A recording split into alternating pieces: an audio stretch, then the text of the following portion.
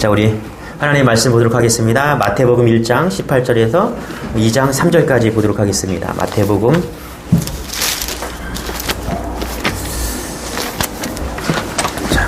1장 18절에서 마태복음 2장 3절까지 제가 한 절, 여러분이 한 절 교독하도록 하겠습니다.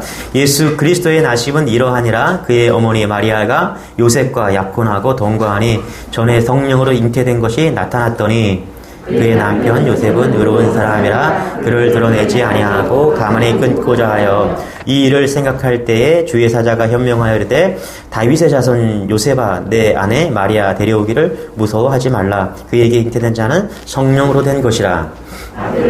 이름을 예수라 하라. 그가 죄에서 구원할 자 아니라. 이 모든 일이 된 것은 주께서 선지자로 하신 말씀을 이루려 하심이니 이르시되 보라 처녀가 잉태하여 아들을 낳을 것이요 그의 이름은 임마누엘이라 하리라 하셨으니 이를 번역한즉 하나님이 우리와 함께 계시다 함이라. 요셉이 잠에서 깨어 일어나 주의 사자의 분부대로 행하여 그의 아내를 데려왔으나 아들을 낳을까지 동침하지 아니하더니 나음에 이름을 예수라 하니라.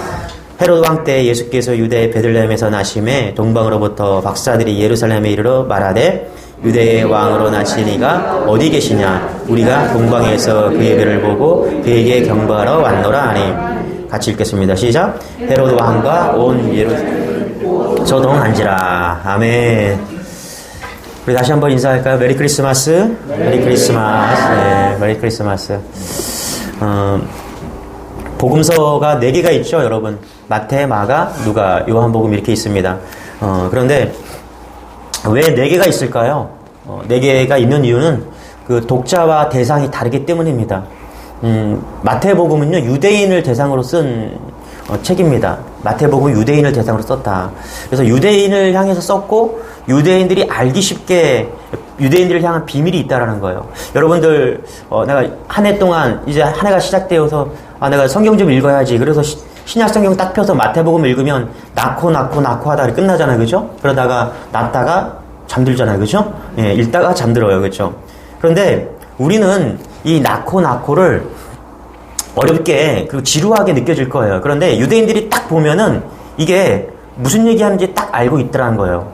우리는 느낌이 안 오는데 유대인들은 이 마태복음의 1장의 족보를 딱 보면서 지금 무슨 얘기하는지 감이 온다라는 거예요. 마태는요, 유대인들이 아주 쉽게 예수를 이해하기 쉽게 하기 위해서 족보를 의도적으로 기록했다라는 것입니다. 그래서 여기에 설득이 있고 비밀 코드가 여기에 담겨져 있다는 것이죠. 그래서 어디서 왔는지, 예수님이 어떻게 시작되었는지. 그래서 1장에 보면요, 1절에 이렇게 시작됩니다. 같이 한번 읽어볼게요. 시작. 아브라함과 다윗의 자손 예수 그리스도의 계보라. 그리고 족보의 마지막 17절이죠. 이렇게 시작합니다. 시작. 그런즉 모든 대수가 아브라함과 다섯까지 14대요. 다윗부터 바벨론으로 사로잡혀 갈 때까지 14대요. 바벨론으로 사로잡혀 간 후부터 그리스도까지 14대더라. 그러니까 족보의 핵심을 아브라함부터 다윗까지 다 이야기를 하면서 처음에 예수를 배치합니다. 예수님을. 그러니까 예수의 그리스도의 계보라, 족보라 이렇게 하면서 시작을 하는 거예요. 그리고 마지막도 뭐라고 그래요? 예수로 끝이 나는 겁니다. 그러니까 이거를 인클루시오라고 하는데 감싸는 거예요. 그러니까 샌드위치로 해갖고 위에 예수님이 계시고 마지막에 예수가 있는 거예요. 그래서 유대인들이 너희들끼리 이렇게 하지만은 이 모든 것이 예수로부터 시작됐고 예수로 끝났다. 이것을 이야기하는 것이죠. 그러니까 비밀이 있는 것이죠. 구원은 예수님으로 시작해서 예수님으로 끝난다. 그것을 지금 마태가 의도적으로 보고하고 있다는 것입니다. 또 낳고 이런 의미가 있는 것이죠. 생명을 지금 이야기하고 있는 것이죠. 죽고가 아니라 낳고 낳았다라는 거예요. 생명은 예수님으로 시작되고 예수님으로 끝나는 것이다. 이것을 계속 보여주고 있다는 것입니다. 자, 누가복음에 보면요, 천사들이 한밤중에 이 예수, 생명 대신 예수, 양떼들을 지키던 목자들에게 나타나서 그 생명 대신 예수, 구주로 오신 예수님의 탄생의 소식을 전합니다. 뭐라고 전하냐면 온 백성에게 미칠 큰 기쁨의 좋은 소식을 너희에게 전하노라. 그러니까 천사들의 말에 의하면요, 예수 그리스도의 탄생은 모든 백성과 국적이나 남녀의 차별 없이 지위 구하를 막론하고 모든 모든 열방 가운데 큰 기쁨의 소식이 된다는 것입니다. 이것이 예수 그리스도의 기쁜 탄생이라는 것입니다. 왜 그렇습니까? 구원의 예수이기 때문에 그렇다는 거예요.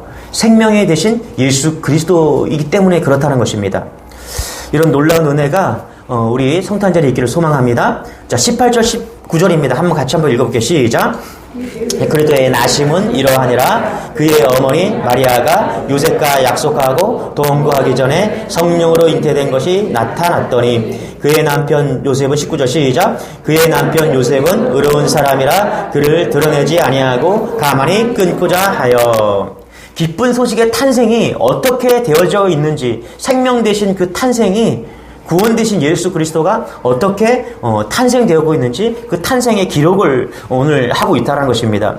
유대인들은요, 대표 절기가 7절기가 있습니다. 그리고 기타 절기가 있는데요. 그 절기가 되면은 마을 여기저기에서 잔치가 벌어지는 거예요. 잔치가. 그러니까 다 나와서 음식을 나누고 뭐 춤을 추고 젊은 남녀들은 소위 썸을 타는 것입니다. 이때 동네 나와갖고 막 같이 밥을 먹고 잔치를 하면서 이제 눈이 맞기도 하고, 그리고 평소에 마음에 두었던 그 처자와 함께 남녀가 막 이렇게 긴장감이 생기는 그런 긴장감을 막 나누는 것이죠. 그렇게 썸을 타던 남자는 어느 날 사람을 보내서 그 자매의 청혼을 하게 되는 것이죠. 적어도 유대인들이요, 그들의 결혼은요, 어느 날 그냥 우리가 선 보고, 저도 선을 보고서 이제 만났는데, 선을 보고 빠르면 2개월, 3개월 이렇게 해서 결혼하고, 이거는 불가능하다라는 거예요. 오랫동안 마을이 크지 않죠, 그렇죠? 나사렛이라는 동네시 작잖아요, 그렇죠? 작으니까 몇백 년 되겠죠, 그렇죠? 그런 사람들이 다 서로 알고 지내다가 어느 날 이제 때가 되면은 이렇게 청혼을 하게 된다는 것입니다. 여러분, 마리아는요 10대입니다. 10대. 그러니까 우리가 생각하는 20대, 30대가 아니에요. 이 유대인들의 정년기는요 13세예요. 13세. 13세부터 최고 그 정년기가, 결혼 정년기가 언제냐 하면 18세예요. 18세. 그러니까 지금 민채가 몇 살이죠?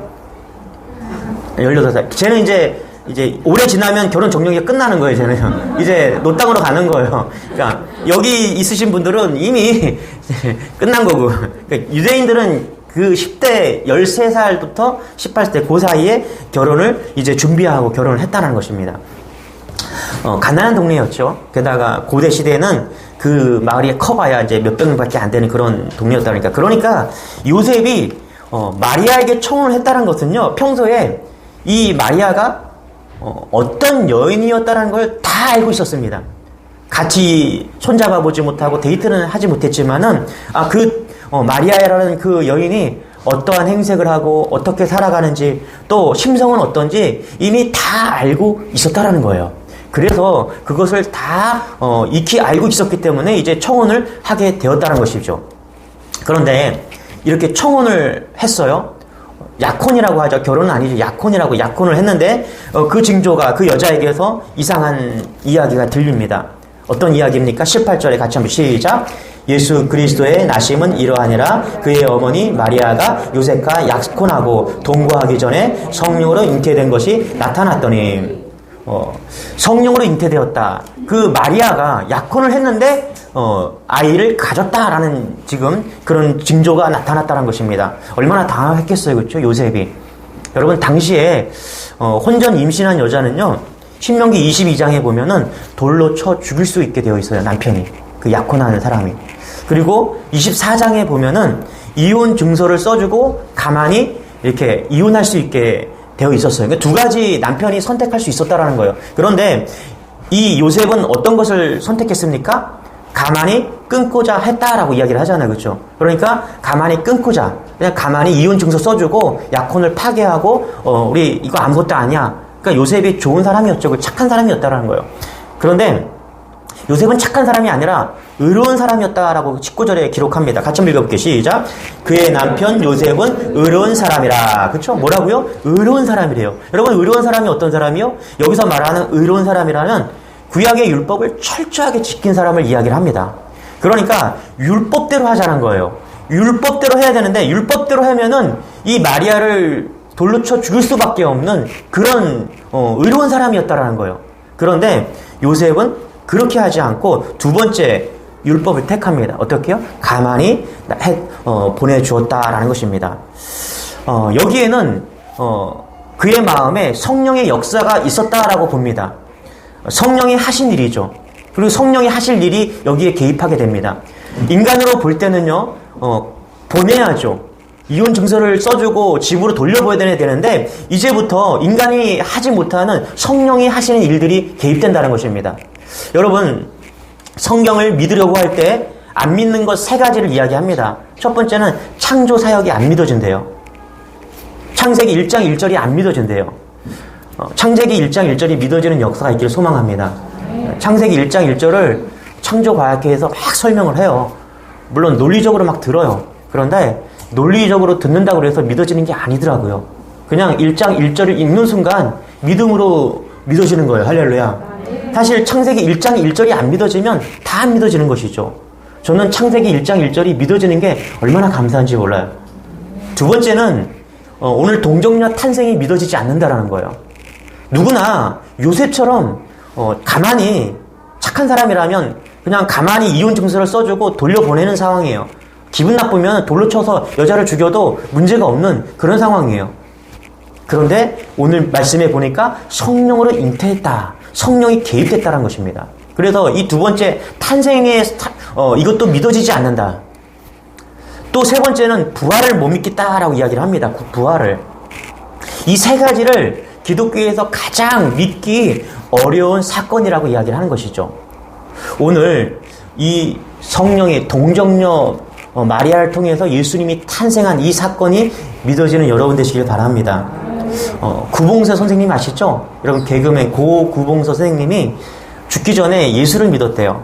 예수를 믿고 전도하다가 돌아가셨다라고 이야기를 하더라고요. 그런데 이분이 코미디언이잖아요.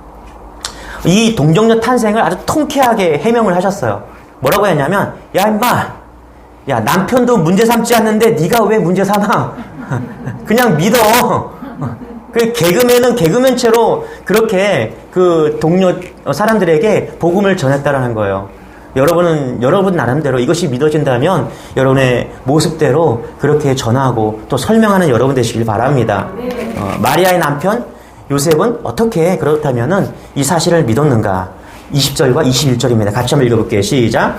이 일을 생각할 때 주의 사자가 현명하여 이르되 다윗의 자손 요셉아 내 아내 마리아 데려오기를 무서워하지 말라. 그에게 잉태된 자는 성령으로 된 것이라. 아들을 낳으리니 이름을 예수라 하라. 이는 그가 자기 백성을 그들의 죄에서 구원할 자이심이라 하니라. 어떤 사람이 그런 얘기를 합니다.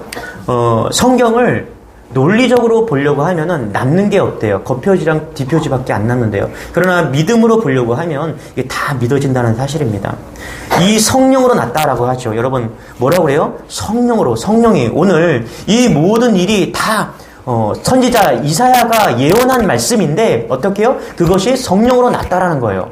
이 말씀은요 23절에 이미 이사야가 예언한 말씀입니다. 같이 한번 읽어볼게요. 시작. 보라 처녀가 잉태하여 아들을 낳을 것이요 그의 이름은 임마누엘이라 하리라 하셨으니 이를 번역한즉 하나님이 우리와 함께 계시다 하매라. 이사야가 예언한 말씀이 이미 이제 예언한 말씀이 이루어졌는데 그것을 누가 이야기하고 있어요? 천사가 나타나서 그 얘기를 해주고 있다는 거예요.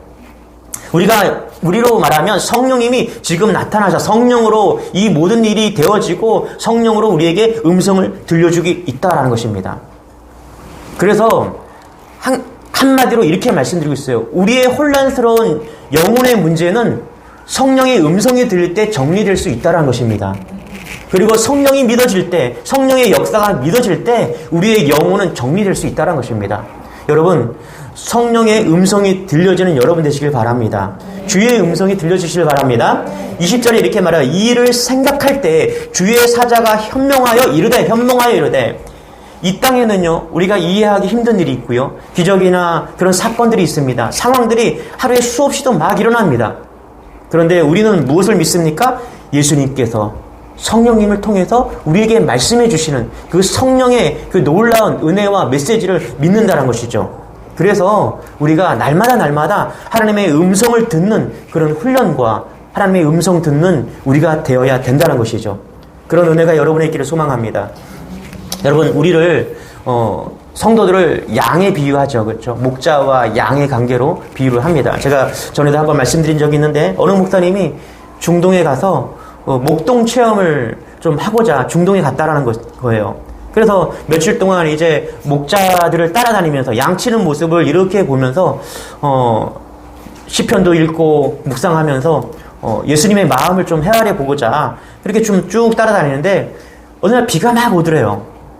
비가 막 오니까 그 목자들이 양을 데리고 동굴 속으로 다 들어간 거예요. 동굴이 하나밖에 없다 보니까 모든 그 목자들이 자기 양을 다 데리고 그 동굴로 다 들어온 거예요. 그래서 같이 그 체험을 하는 목사님이 궁금했다라는 거예요. 어떻게 이 많은 양들 중에 우리 양을 찾을 수 있을까? 그게 궁금했다라는 거예요. 그래서 이제 가만히 지켜보니까 이제 햇볕이 뜨고 그치고 이제 비가 그치고 햇볕이 뜨니까 한 목자가 나가면서 휘파람을 휙 불었다라는 거예요. 그러니까 그 많은 양들 중에서 그 목자의 양만이 그 휘파람 소리를 듣고 쪼르르 따라 나가더라는 거예요. 그래서 그 다음 목자가 또 휘파람을 불고서 쭉 나가고 그 다음 목자가 쭉 나가더라는 거예요. 그러면서 그때 참여했던 그 체험을 했던 목사님이 그렇구나. 양들은 목자의 음성을 듣고 가는구나. 그래서 예수님께서 지금 목자와 양의 관계를 통해서 우리에게 끊임없이 우리는 양이다. 나는 목자다라고 계속 이야기하고 있다는 것입니다. 여러분, 우리가 양이 목자의 음성을 듣지 못하면 세상을 유리방황하게 되어 있습니다. 때로는 목숨도 위태롭다는 거예요. 그래서 우리가 해야 될 일은 뭐냐 하면 목자의 음성을 듣는 훈련을 하는 것입니다. 우리가 왜 오늘 하루도 또 매일매일 말씀을 묵상하고 말씀을 듣습니까? 그것은 목자의 음성을 듣기 위한 것이죠. 성령의 역사, 말씀을, 은혜를 듣기 위해서 나아가는 것이죠. 그래서 예수 믿는 사람들은, 믿지 않는 사람들은 세상 소리밖에 들리지 않아요. 그러나 우리에게는 뭐가 있어요? 목자의 음성이 있다는 것이죠. 여러분, 세상 소리 듣지 아니하시고 목자의 음성을 듣는 여러분 되시길 바랍니다. 필립 켈러 목사는요, 양과 목자라는 책에서 양들은 생리상 4가지 조건을 충족시켜야지 누울 수 있고 먹을 수 있고 물을 마실 수 있다라고 이야기를 합니다. 첫 번째가 뭐냐면 두려운 것이 없어야 한다. 두 번째는 뭐냐면 자기들 안에 싸움이 없어야 된다. 세 번째는 파리와 기생충이 괴롭힘이 없어야 된다. 네 번째는 배부르게 꼴을 먹여야 비로소 눕는다라고 이야기를 합니다. 그러니까 모든 것이 만족해야지 양은 비로소 먹고 마시고 눕는다라는 거예요. 여러분, 시편 23편에 푸른 풀밭과 잔잔한 시냇물이라고 그러잖아요. 여러분, 왜 잔잔한 시냇물이라고 하는지 아세요? 여러분, 양들은요 얼마나 민감하냐 하면 흐르는 물에서는 물을 마시지 않는다고 그래요. 그래서 물이 흐르지 않는 잔잔한 시냇물에서만 물을 마신다라고 이야기를 하는 거예요. 그러고 보면은 이 양들이 얼마나 까다로운지 우리는 예측할 수가 있는 것이죠. 그런데 우리도 그런 존재 아니에요? 우리가 얼마나 까다로워요, 여러분. 여기 성도님도 계시지만은 다 자기 색깔이 다 있어요. 한 분도 물 같은 사람은 없어요. 제가 만나보면 다 자기 색깔이 있고 자기 뜻이 있고 자기 생각이 다 있는 거예요. 얼마나 다들 이 양 같은 존재인지. 맞아. 저도 마찬가지고요. 그런데 또 한 가지 비밀은요, 그런 거예요. 아무리 이 양들이 다 만족하고 환경이 다 충족이 된다고 한들 목자와 함께 하지 않는다면 그 양은 비로소 눕지 않는다라는 거예요. 그래서 양은요, 환경이 만족되었기 때문에, 환경이 다 채워졌기 때문에 풀밭에서 먹고 물을 마시는 것이 아니라 마지막 조건이 있는데 그것이 뭐냐면 목자와 함께 하느냐라는 거예요. 목자가 있을 때만이 비로소 양은 평안하게 눕고 먹고 마실 수 있다는 것입니다. 예수님께서는 말씀하시는 거죠. 뭘로 왔다고요? 함께 하기 위해서 왔다라는 거예요. 자, 우리 1장 23절 같이 한번 읽어볼게요. 시작. 보라, 처녀가 잉태하여 아들을 낳을 것이요 그의 이름은 임마누엘이라 하리라 하셨으니 이를 번역한즉 하나님이 우리와 함께 계시다 함이라. 뭐라고요? 성령님이 오셔서 요셉에게 말씀해 주는 거예요. 마리아에게 말씀해 주는 거예요. 뭐라고요? 아들을 낳을 것이요. 그렇죠? 그리고 뭐라고요? 임마누엘이라 하셨다. 그렇죠? 여러분, 성탄절에 비밀이 있어요. 그것이 뭐냐면 하나님이 우리와 함께 하신다는 거예요. 양인 우리와 목자로 오신 예수님께서 조건 그런 바꾸기 위한 싸움으로 이 땅에 오신 것이 아니라 우리와 함께 하기 위해서 오셨다라는 것입니다. 여러분, 하나님은 성령을 우리에게 보내시사 우리를 성전으로 삼으셨습니다. 언제나 제가 말씀드리지만은 이 신약 세대에 있어서 성전은 건물이 아니라 우리입니다. 우리. 그리고 성전들의 모임, 우리의 모임이 교회가 되는 것이죠. 그래서 고린도전서 3장 16절에 보면 이렇게 말합니다. 너희는 너희가 하나님의 성전인 것과 하나님의 성령이 너희 안에 계시는 것을 알지 못하느냐. 우리가 있고요. 우리 안에 성령님이 계신다라는 거예요. 성령님이 우리와 함께 하신다라는 거예요. 그럴 때 우리가 교회가 되고 성전이 된다는 것입니다. 할렐루야. 제일 중요한 것은 뭐냐 하면 성전에 우리고요. 우리 안에 성령님이 함께 하시기 때문에 비로소 우리가 성전이 되고 교회가 된다는 것이죠. 예수님께서 이 땅에 오신 이유와 하나님께서 우리를 성전 삼으신 이유는요. 언제나 우리와 임마누엘 하시기 위해서 그 거룩한 뜻을 이루기 위해서 이 땅에 오셨다라는 거예요. 제 인생에서 가장 큰 기쁨의 사건 중에 하나가 아빠들은 다 아실 거예요.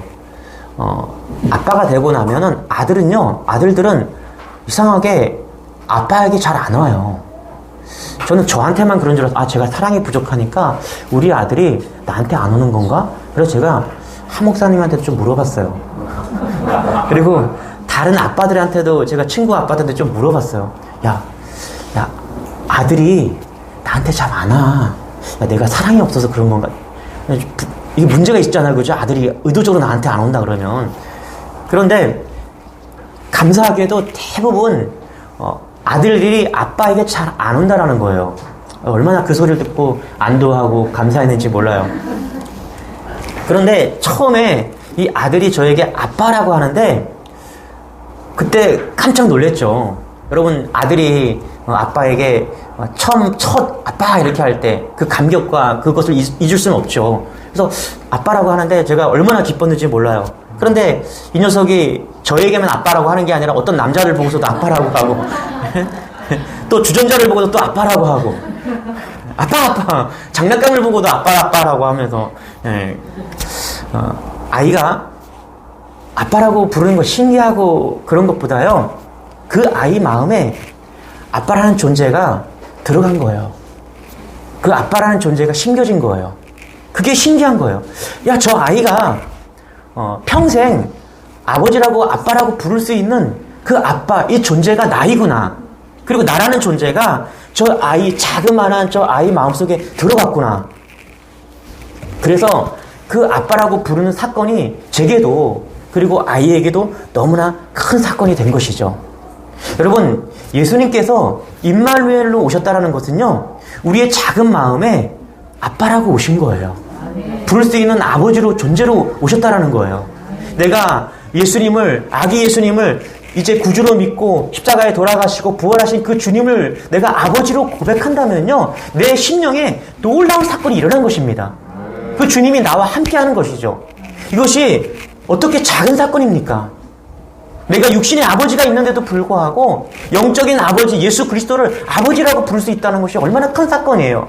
그 아기 말구 위에 나신 그 작은 예수가 그 예수를 구원의 주로 부를 수 있다는 사건이 얼마나 큰 사건입니까? 그래서 예수 그리스도가 임마누엘로 오셨다. 엄청난 사건인 것이죠. 엄청난 축복인 것입니다. 여러분, 이것을 다 믿어지는 여러분 되시기를 바랍니다. 우리 1절입니다. 같이 2장 1절 시작. 헤로드 왕 때 예수께서 유대 베들레헴에서 나심에 동방으로부터 박사들이 예루살렘에 이르러 말하되. 예수님이 어디서 태어나셨다고요? 마구간에서, 유대 베들레헴 마구간에서 태어나셨다. 이렇게 얘기합니다. 가장 보잘것없는 곳에서 태어나셨다. 여러분, 성령으로 잉태되었는데, 그렇죠? 하나님의 아들인데 적어도 5성급 호텔 좋은 곳에서 태어나야 되지 않는가. 그런데 마구간에 오셨다라는 거예요. 여러분, 예수님은 우리의 가장 힘들고 어려운 신음에도 응답하실 수 있는 그 마구간에서 오셨다라는 거예요. 그래서 히브리서 2장 18절에 보면 이렇게 얘기하죠. 그가 시험을 받아 고난을 당하셨은즉 시험 받는 자들을 능히 도우실 수 있느니라. 예수님께서 마구간에 오신 이유는요, 우리를 고난 가운데, 고통 가운데 있을 때 우리에게 힘 되어 주시기 위해서, 죄악 가운데 있는 죽음의 문제를 해결하기 위해서 가장 천하고 천한 그 마구간에 오셨다라는 것입니다. 짐승들이 먹고 마시는 마구간, 여러분, 유대에서 마구간이라는 곳은요, 이 가장 천한 곳입니다. 유대인들에게 가장 천한 직업이 뭐냐 하면 목동입니다. 목동. 근데 그 천한 직업 중에서도 마구간이라는 것은요, 정말 더럽고 더러운 곳이죠. 이것이 근데 크리스마스의 메시지라는 것입니다. 여러분, 지금도 우리는요, 예수님을 만나기 위해서 마구간으로 가야 되는 것이죠. 지금 예수님이 계신 곳이 어디냐 하면 5성급 호텔이 아니라는 거예요. 찬란하고 화려하고 세상 영광이 있는 그런 곳이 아니라 마구간이라는 사실입니다. 마구간이 어딜까? 저는 마구간이 어딜까 묵상하고 또 묵상했는데요. 그 마구간이 우리의 마음이라는 사실을 깨달았습니다. 레위기 17장 9절에 보니까 만물보다 거짓되고 심히 부패한 것은 마음이라 누가 능히 이를 알리오마는. 만물보다 거짓되고 심히 부패한 것이 우리의 마음이래요. 가장 더러운 것이 우리의 마음이라는 것이죠. 마구간보다 더 더럽고 추한 것이 우리의 마음이라는 거예요. 예수님께서 마구간으로 오신 이유가 거기에 있다는 것입니다. 가장 더럽고 추한 그곳, 우리의 마음 가운데 예수님께서 오셨다는 것이죠. 그리고 그곳에 임마누엘로 함께 하신다는 것입니다. 할렐루야. 여기에 하나님의 은혜가 있는 것입니다. 여러분, 세상은 올라가려고 합니다. 더 좋은 집을 사서 더 좋은 삶을 계속 올라가려고 해요. 더 좋은 차를 사서 더 좋은 인생을 살려고 막 올라가려고 합니다. 직장에서 승진을 포기할 사람은 아무도 없죠. 그렇죠? 너무나 당연한 사실이에요. 여기서도 올라가고 저기서도 올라가고. 인간은 어떻게 보면 올라가려고 태어난 사람들 같아요. 그런데 성탄절이 우리에게 놀라운 사실이 되는 것은 뭐냐면 예수님께서 내려오셨다는 사실이에요. 가장 천하고 가장 더러운 어디까지요? 우리의 심령까지 우리의 마음으로 내려오셨다는 사실이에요. 우리는 끊임없이 올라가려고 하지만 예수님은 끊임없이 이 땅에 오셨다는 것이죠. 추락할 수 있는 것, 예수님이 이 땅에 오실 수 있었던 이유는 뭐냐 하면 사랑 때문이시죠. 사랑 때문에. 여러분, 왕자가 왕관을 버리고 시골 처녀, 사랑하는 그 여인과 결혼하기 위해서 왕관을 버릴 수 있는 이유는요, 사랑 때문이잖아요. 나야가 폭포가 장관인 것은요, 위에서 아래로 떨어지기 때문에 놀라운 장관이 되는 것이죠. 그래요. 하나님의 아들, 그 예수 그리스도는 우리에게 사랑으로 가장 낮은 곳으로 오셨다라는 것입니다. 우리 요한복음 3장 16절 같이 한번 외워볼까요? 시작. 하나님이 세상을 이처럼 사랑하사 독생자를 주셨으니 이는 그를 믿는 자마다 멸망하지 않고 영생을 얻게 하려 하심이라. 말씀을 준비하면서 다시 한번 요한복음 3장 16절을 묵상하고 외워봤습니다. 저는 이 말씀을 정말 믿어져갖고 눈물을 흘렸던 그런 기억도 있습니다. 그리고 그 예수 그리스도께서 우리를 위해서 마구간으로 오셨다. 저는 마구간 이야기를 묵상하다가 얼마 전에 제주도 갔다가 수락관이 그 대장금의 수락관 있잖아요. 그렇죠? 그것이 좀 오버랩이 됐어요. 여러분 수락관 아시죠? 예전에 대장금 그 임금님을 위해서 그 대장금이 그 음식을 짓던 그 수락관. 대장금 드라마를 떠올리면서 드는 생각이 이런 거예요. 누가 이야기를 해주는데 이 드라마에서 임금이 그 벼슬 나치들이 세상의 주인공처럼 보이잖아요. 그렇죠? 그리고 이 대장금은 그냥 그 수락관에서 그냥 한 라인으로서 그냥 보잘것없는 그런 장금이잖아요.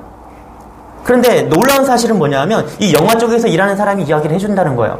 이 장금이가 영화에서는 보면은 그 장금이가 별거 아닌 그냥 하나의 라인처럼 그렇게 보이는데 그 영화 찍는 컷이 탁 되는 순간 컷하고 자 쉬겠습니다 라고 딱 이야기를 하는 순간 모든 사람이 그 장금이 앞에 와갖고 그냥 시중 들기 바쁘더라는 거예요. 그 이영애가 얼마나, 이 장금이가 얼마나 위풍이 당당한지, 그리고 얼마나 아름다운 미모를 가지고 있는지, 그냥 임금 역할을 하던 사람도 그 남자도 와갖고 그 장금이한테 와갖고 굽신굽신 한다는 거예요. 모든 스태프들이 그 장금이한테 와갖고 굽신굽신 하면서 뭐 필요한 게 없냐고, 예? 막 그렇게 이야기를 한다는 거예요. 저는 그 얘기를 들으면서 그런 생각이 들었어요. 예수님이 우리에게 오셨다라는 거는요, 우리는 비록 지금 영화 속에서 나오는, 우리는 주인공이 아니에요. 그러나 인생에서 컷하는 순간 불이 꺼지고, 인생이 컷하는 순간 불이 꺼지는 그 순간에 우리의 인생은 완전히 역전이 된다는 것입니다. 예수님께서 우리의 주인 되시기 때문에, 우린 자녀이기 때문에 우리 세상에 불이 꺼지는 그 순간에 우리는 주인공이 될 것이며, 세상의 모든 믿지 않는 사람들을 우리를 우러러보면서 우리는 구원의 백성으로 예수를 주로 고백하는 그런 들림을 받는다는 것입니다. 저는 성탄절에 제 마음에 거하시는 주님을 바라보기를 원합니다. 이 한 주간 우리가 어떻게 살아야 될까? 우리는 코로나로 일상을 좀 멈추면서 우리가 해야 될 일이 있다고 좀 봅니다.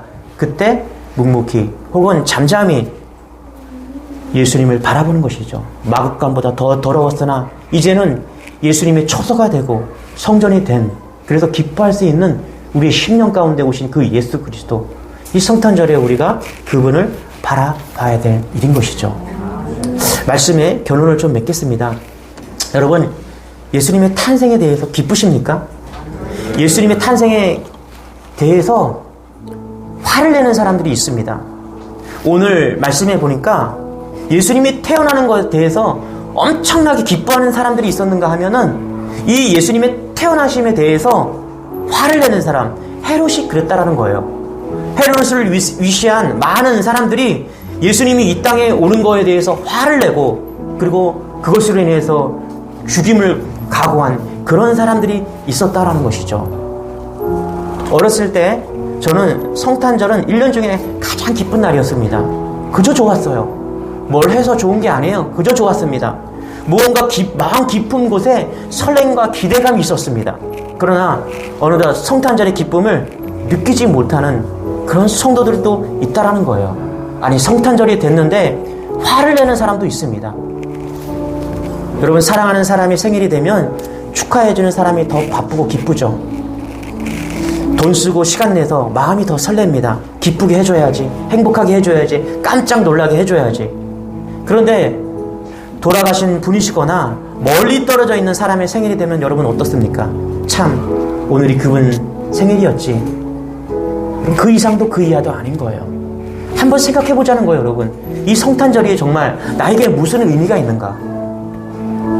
저는 여러분들이 이 성탄절로 예수님으로 인해서 정말 기쁨을 다시 한번 만끽하는 그런 여러분 되시길 바랍니다. 그러기 위해서는 함께 하시는 예수님을 오늘도 바라봐야 돼요. 그리고 높은 곳이 아니라 가장 낮은 마국간으로 내 마음이 낮아져야 된다는 것입니다.